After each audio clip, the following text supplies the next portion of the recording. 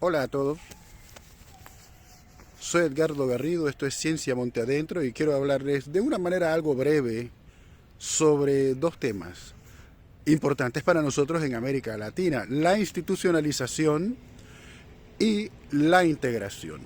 ¿Qué es eso de la institucionalización? Mire, yo soy panameño y para nosotros en Panamá es muy difícil entender el tema de la institucionalización cuando salimos al extranjero, nos cuesta un poco de trabajo. Porque los panameños, como buenos caribeños, somos gente bastante individualista, tengo que decirlo. Nosotros exaltamos mucho la figura del rebelde individual. Para nosotros, Bayano, Felipillo, Urracá son individuos importantes que jugaron un rol valioso en la lucha contra el racismo que hasta el sol de hoy persiste, pero se nos olvida que ellos no fueron solamente individuos que se fueron al monte a enfrentar a los españoles de aquella época que nos tenían pisoteados y que estaban esclavizando a la gente y quitándole sus tierras, sino que también ellos fueron líderes de grupos y entonces ellos fueron organizadores también. Es decir, tenían una idea institucional, tenían una idea de juntar a la gente, de organizarla, de compartir con la gente reglas comunes de comportamiento para llevar a cabo, en este caso, una lucha de liberación o de resistencia contra la ocupación y la esclavitud de parte de gente que llegaron de afuera y que son un tercio de los antepasados de muchos de nosotros. ¿Por qué les digo esto? Cuando nosotros venimos acá, estamos acostumbrados aquí en Panamá, le ponen a uno, ponen las cosas, quieren hacer lo que les da la gana. Uno va a un banco, el banco hace con uno lo que le da la gana, uno va a una oficina pública, te pone cada funcionario, te inventa una regla nueva, te ponen a subir las escaleras para llegar a otro funcionario, luego a bajar las escaleras para otro funcionario, cada uno te dice una regla diferente al previo, y entonces tú tienes que preguntar cuál es el nombre del funcionario para que cuando regresas trates de que te atienda la misma persona para que no te cambie la regla. Es decir, no hay institucionalidad, no hay impersonalidad. En países como el Ecuador, que tiene elecciones ahora en breve, yo tengo mucho cariño por el Ecuador. El Ecuador fue el primer país en el mundo al cual yo llegué en toda mi vida. Cuando monté en un avión, yo era casi un niño, estaba en mi pubertad. Iba a un evento para científicos jóvenes y entonces yo estaba muy entusiasmado y al primer país al que me toca visitar de esa manera con beca, porque casi todos mis viajes son así, era un país como el Ecuador. Fue el Ecuador, fue en Quito que yo aterricé, eso fue hace décadas. Y bueno, pues por eso para mí Ecuador es muy importante, es un recuerdo muy íntimo, muy personal y muy bello. Pero el Ecuador, al igual que Panamá, tampoco es un país perfecto, allá tampoco hay institucionalización. ¿Qué es lo que ocurre en el Ecuador? En el Ecuador te llega un gobierno, te crea una constitución, lo hace después de muchos otros gobiernos que se cambiaba de gobierno como quien cambia de camisa en el Ecuador, ¿no? Ustedes, los que tenemos más, estamos rondando los 50 años, 40 y pico años, recordaremos, creo que fueron más de 10 presidentes en 5 años, una cosa así, busquen ustedes. Váyanse a Google, Internet, etcétera, busquen cuántos presidentes hubo en el Ecuador en los últimos 20 años, van a ver que fueron un montón. Y eso ha sido así de manera muy común. Igual pasaba en Bolivia, golpes de Estado a cada rato. ¿Y qué es lo que ocurre allí? Que tampoco hay institucionalización. ¿Por qué no tenemos institucionalización en muchos países de América Latina? Porque unos países tienen un nivel de desinstitucionalización más avanzado que otros. Yo creo que eso sinceramente viene de la herencia colonial. Cuando llegaron los españoles, o los portugueses en el caso del Brasil, o los ingleses y similares en el caso de los Estados Unidos, llegaron a las tierras americanas, llegaron con la idea de que querían aparecerse en un sitio donde iban a conquistar tierra y apoderarse de esa tierra. No fue que en el barco se les ocurrió esa idea, no, ellos ya la traían de antes de Europa. Tienen que recordar ustedes sus clases de historia, que en Europa siempre habían estado en guerra unos con otros en la Edad Media. ¿Ve? Cada pedazo de tierra era propiedad de una familia, se lo heredaban al hijo mayor, de ahí la palabra mayoral, y los hijos segundo, tercero, cuarto, quinto, todos los demás hijos tenían que trabajar la tierra para que el hijo mayor se quedara con la herencia de todo, y con eso trataban de darle continuidad, y claro, eso generó que por línea del hijo mayor siempre, por línea paterna del hijo mayor, siempre se transmitía la propiedad de una tierra, y los hijos segundo, tercero, cuarto y quinto, ¿qué hacían?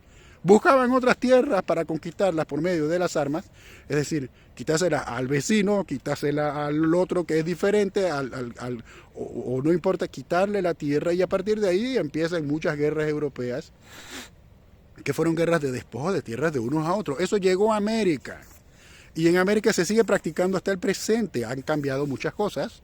Llegó la independencia, llegó el internet, llegó el fax, llegó todo, pero sigue persistiendo la idea del gamonal rural o urbano que piensa que a donde llega y ya es jefe, ya se cree que eso es propiedad suya, que los empleados de la fábrica, que los estudiantes de la universidad, que los profesores de la universidad son esclavos del rector, del dueño, del jefe. Eso es una idea que viene de la época colonial, no tiene nada que ver con la vocación de liberación que tenemos como según la otra cara de la moneda en el continente americano. Entonces por eso tipos como Donald Trump insultaban y decían todo lo que les daba la gana y hablan con patanería. Y en el Ecuador, no sé, no quiero decir mucho nombre, Lenín Moreno, mucha gente que se han pasado a la Constitución por el forro. O una universidad en el Ecuador, miren de las cosas que me entero yo, una universidad en el Ecuador que la Constitución dice una cosa sobre los derechos democráticos de los estudiantes, que son los hijos del pueblo que paga la universidad, ¿eh? No se lo olvide, las universidades públicas las pagan el pueblo con sus impuestos, y resulta que esos estudiantes no tenían derecho a elegir un rector de manera democrática o a un mejor trato en los temas internos de la democracia universitaria. En Panamá nos ocurría igual cuando yo era estudiante, porque los rectores universitarios, muchos, no todos, pero se creen en América que la universidad es su feudo, ¿ya? Porque claro, como agarraron un titulazo universitario, se doctoraron, o simplemente porque lo pusieron de a dedo allí, o porque ganaron unas elecciones inclusive, ya se creen que la universidad es su finca, su hacienda, su feudo. Es decir, cualquier cosa autocrática menos la institucionalización. La institucionalización, entonces, cuando se hace bien hecha, logra oponerse a eso, logra despersonalizar las cosas. El llamado Estado de Derecho, uno lo viene a entender cuando está por acá, por otros países donde parece que medio que sí lo hay, ¿verdad? En el sur de Italia no hay Estado de Derecho, pero hay unos mafiosos allá, que cada familia de mafiosos es la ley en los lugares donde se encuentra, y hasta el ejército tienen que echarles en muchas ocasiones, pero hay otras partes en las que no es así. Hay partes en las que cuando tú llegas, tú dices, ¿cuál es su nombre? Te preguntan, ¿cuál es su nombre? Fulano de tal. Pero menos importante que tu nombre es, ¿cuál es tu fecha de nacimiento? Y te escriben la fecha de nacimiento, y con eso garantizan que a ti no te van a confundir con otra persona. Te dicen, oye, ¿cuál es tu número de tu pasaporte, tu carta de identidad? Es este que está aquí. Y te atienden como si tú fueras un número. Eso a nosotros nos ofende en muchos aspectos, pero tiene una parte positiva. La atención que le dan a un número va a ser muy parecida a la que le dan a otro número, y a otro número, y a otro número, y a otro número. Entonces, desde este punto de vista, las personas son números de cédula. No importa cuánta plata tú tienes, no importa si eres presidente, legislador o ministro o lo que tú quieras, o si eres dueño de una fábrica, no, sigues siendo un número. Hay países como Alemania en los que además de eso, el funcionario público que te atiende es también un número.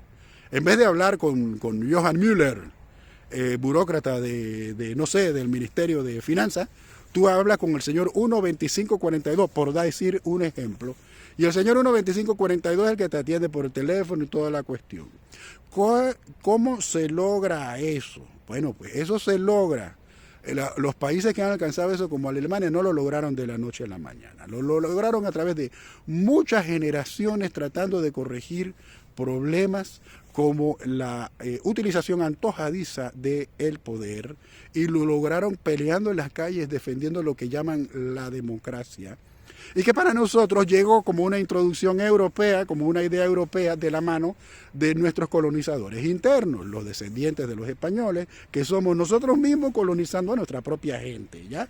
Lo de la herencia colonial no es solamente un tema español, nosotros lo trajimos de España, llegó de España. Sí, pero la independencia fue hace 200 años, en 1821. Entonces ya nosotros estamos mayorcitos, tenemos 200 años gobernándonos nosotros mismos y seguimos perpetuando las prácticas coloniales de predominio de el bravo de Boston, se dice en Panamá, el chingón, perdón por esta palabra, en México, el gamonal,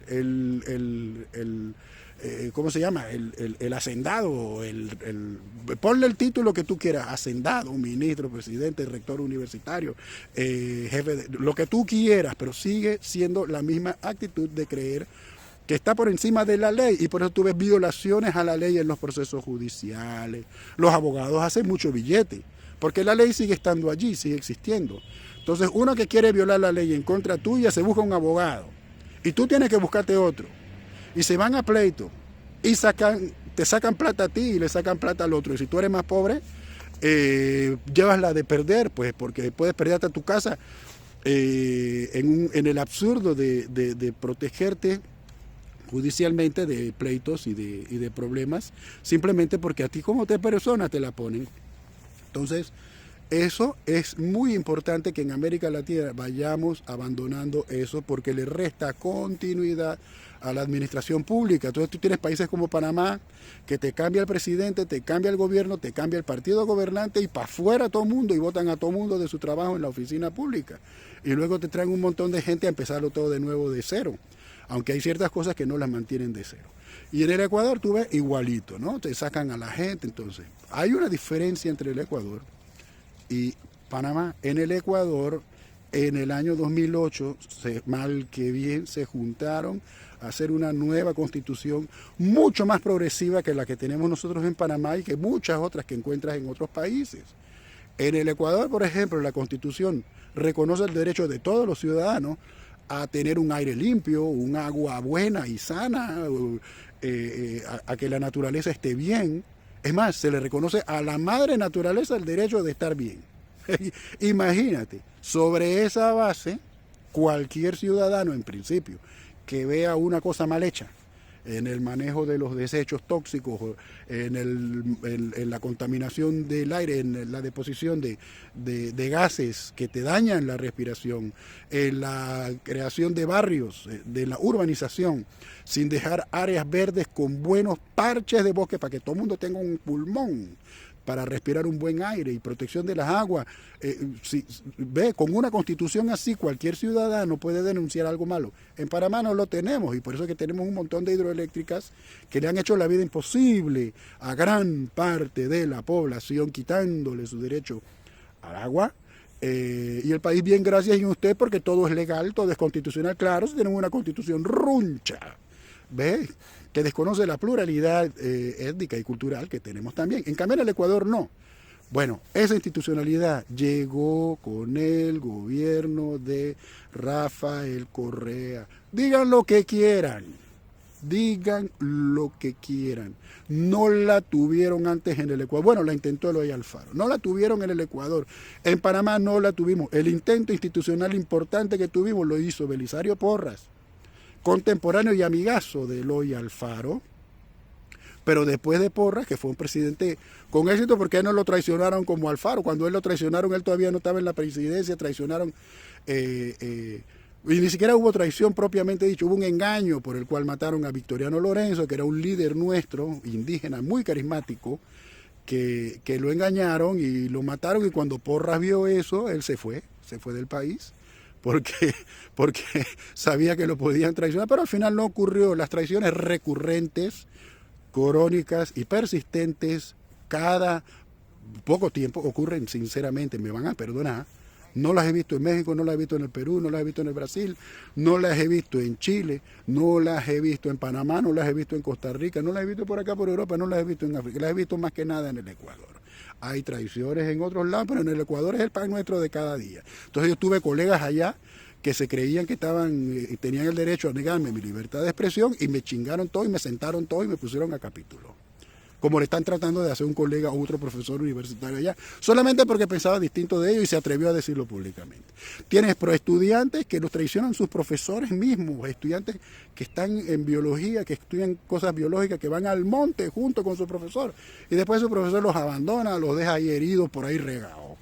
En el Ecuador tú tienes Lenín Moreno, que traicionó a todo su pueblo, porque el pueblo votó por él pensando que era la continuidad de un proyecto, y luego resultó que el tipo se fue, no la cumplió, se fue por el lado contrario, y le echan la culpa a Rafael Correa, pero eso es como echarle la culpa a Jesucristo de que Judas lo haya traicionado. ¿A poco nadie se le ocurre decir que Jesucristo tuvo la culpa porque eligió a Judas como apóstol? No. Entonces, si no se lo hace, si no se lo hicieron a nadie por acá, por el Medio Oriente, ¿por qué en Ecuador insisten en hacerlo? Yo creo que ustedes en el Ecuador, y mis amigos, deberían darle continuidad a la institucionalidad. Con un voto, ¿por qué no decirlo?, crítico por Andrés Arauz. ¿Por qué? No porque representa a Rafael Correa. No, porque Andrés Arauz fue parte del proceso institucional, número uno. Y número dos, Andrés Arauz también ha sido perseguido por los traidores. Entonces eso no significa que en el gobierno de Andrés Arauz todo vaya a ser perfecto, ni rosas y claveles, pero sí significa, en mi opinión, que hay mucha mayor probabilidad de rescate de esa institucionalidad que ustedes tanto necesitan. A ver, ¿tú quieres que el día de mañana a tu universidad le hagan lo que le da la gana, como se hace hasta el momento? ¿O quieres que cuando salgas de tus estudios vayas a trabajar? ¿Quieres ir a trabajar en un lugar donde no van a respetarte tus derechos laborales, tus leyes que garantizan tu salario? ¿Tú quieres que te pase eso? ¿Quieres que te pase como a nosotros en Panamá, la gente de mi generación? Yo tengo 50 años ya cumplidos, bueno, 49, porque el 2020 no se cuenta, ¿verdad? Pero, cuando yo era un veinteañero, como muchos de ustedes, a la gente de mi edad nunca le daban trabajo fijo, teníamos que estar rondando de un lado para otro, no nos pagaban seguro social, no nos daban nada, y ahora cuando llegas a los 50 años tú estás rascándote la cabeza preguntándote, ¿cómo voy a hacer para jubilarme? ¿Tú quieres que te pase eso? Nosotros teníamos una ley de seguro social, teníamos un código de trabajo. Allá en Panamá tuvieron que reventar las instituciones del código de trabajo, por ejemplo, para aplicarlas a la gente de mi generación esto. Es decir, reventar la institucionalidad en Panamá. Es a lo que voy. Nosotros teníamos una ley de trabajo, mal que bien tenía algunas ventajas para el trabajador, nos la quitaron. Y el resultado es una generación perdida. Entonces, si tú no quieres que forma parte de esa generación perdida, tienes que tratar de proteger la institucionalidad. No estoy diciéndoles, amigos ecuatorianos, que esto va a ser fácil, porque van a seguir ocurriendo cosas malas. Gane quien gane las elecciones, incluso se las gana Andrés Arauz, se le van a infiltrar gente mala. Y en el Ecuador eso es más probable que en cualquier otro lugar del mundo, por favor. Bueno, sí, lo sabemos, pero si te quedas en tu casa de brazos cruzados, absteniéndote, diciendo, yo no voy a votar porque estoy decepcionando de la política, te va a suceder como a mucha gente en Panamá que también se desencantó de la política, que también se separó, que no intervino para pelear por hacer las cosas mejor, y que ahora, 20 años más tarde, 25 años más tarde, 30 años más tarde, no sabe qué va a hacer cuando tenga un cáncer en la próstata, si es hombre, ¿no? O algo, pues, porque no tiene dinero en el seguro social, no tiene un fondo de pensión apropiado, no tiene, entonces anda por ahí mendigando 100 a los 70, 120 a los 60, que son programas de alivio, pero que no resuelven, ¿no? Como si la persona no hubiera trabajado, como si no hubiera intentado darse a sí mismo, a su familia y también al país algo mejor por medio de su trabajo décadas previas. Entonces, si tú no quieres que te pase eso, pelea por la institucionalización cuando las instituciones son buenas. Los países diferentes del Ecuador o de Bolivia, que tienen una constitución mala, peleen por cambiar las instituciones, pero allí donde las instituciones tienen algo de bueno, protéjanlas, por favor. Mire, las cosas no tienen que hacerse bola, ni ser ingenuos. Pero protejan la institucionalización, es muy importante. Es muy importante que cuando tú vayas a quejarte por algo que anda mal en tu institución, en tu universidad, en tu fábrica, en tu centro de trabajo, que cuando tú vayas a quejarte, no te vayan a perseguir por haberte quejado. ¿Por qué? Si estás señalando algo que está mal, ¿por qué te tienen que perseguir? Pero eso se logra si se protege si se garantiza que la ley a ti te proteja. Y si la ley está ahí, entonces es una institución esa ley, ¿verdad? Tienes que protegerla. Es muy importante que cuando tu mamá, tu papá o alguien anciano de tu familia vaya a buscar unos medicamentos o una cosa que necesita, es muy importante que el sistema de salud se la pueda dar porque es una necesidad, porque tus viejitos de tu familia ya trabajaron y ya le dieron al país mucho, y muchos, y gran cantidad de ellos todavía están trabajando, pero si les resulta que les aparece un funcionario alto, mediano o bajo, de esos no institucionalistas que les gusta hacer lo que le da la gana, y si este viejo es enemigo de mi abuelo, yo no se la doy, así no va a prosperar el país, porque cada vez que alguien quiera algo que le corresponde como derecho incluso humano, se lo van a negar por encima de la ley. Ese es el punto, pasando por encima de la ley. Las defensorías del pueblo son instituciones, no se debe pasar por encima de esas instituciones. ¿Ves? Por dar un ejemplo. Entonces yo lo cierro allí. Yo diría, es muy importante proteger la institucionalidad.